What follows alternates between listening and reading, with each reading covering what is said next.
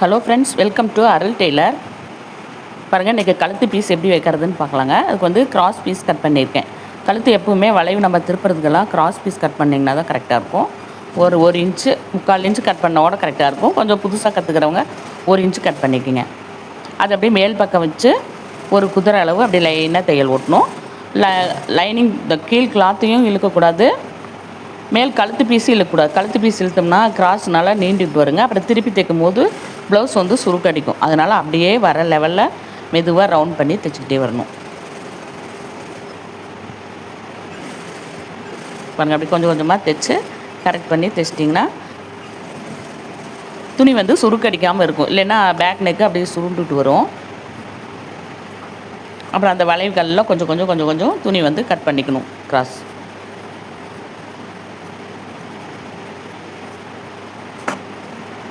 இப்போ அந்த உள்ள லைனிங் மேலே தைச்சோம் பாருங்கள், அதை அப்படியே மடக்கி விட்டு மேல் துணியை ரவுண்ட் பண்ணி அப்படியே தைக்கணும். பிசுக்கு தெரியாத மாதிரி ஒரு தையல் ஓட்டிடணும்.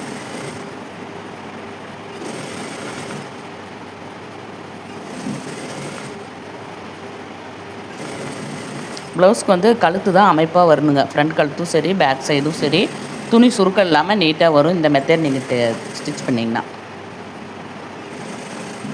நேர் பீஸும் கொடுக்கலாம். நேர் பீஸ் கொடுத்தோம்னா அந்த வளைவுக்கெல்லாம் 2 சுருக்க வச்சு தைக்கணும். கிராஸ் பீஸ்னால் நம்ம சுருக்க வைக்க தேவையில்லை. அப்படியே ஒரு லைனாகவே அப்படியே அடிச்சிடலாம். அப்புறம் பாருங்கள், இந்த மடக்கிட்டங்களா. இப்போ பேக் சைடு திருப்பி விட்டு உள் பக்கமாக அப்படியே ஒரு தையல் போட்டு மேலே படிமான தையல் ஒன்று போட்டோம்னா ஃபினிஷிங்.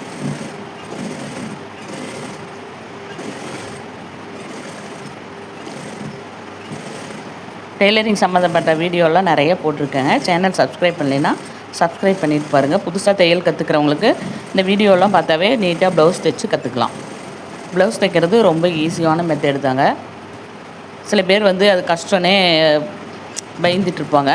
நீங்கள் இந்த வீடியோலாம் பார்த்தீங்கன்னா ரொம்ப ஈஸியான மெத்தடில் நான் ப்ளவுஸ் கட்டிங்கு, ஸ்டிச்சிங் எல்லாம் போட்டிருக்கேன். பார்த்து நீங்களும் தையல் கற்றுக்கலாம். பாருங்கள், இன்னொரு தையல் 2 தையல் போட்டோம்னா தான் கழுத்துக்கு வந்து நீட்டாக இருக்கும்.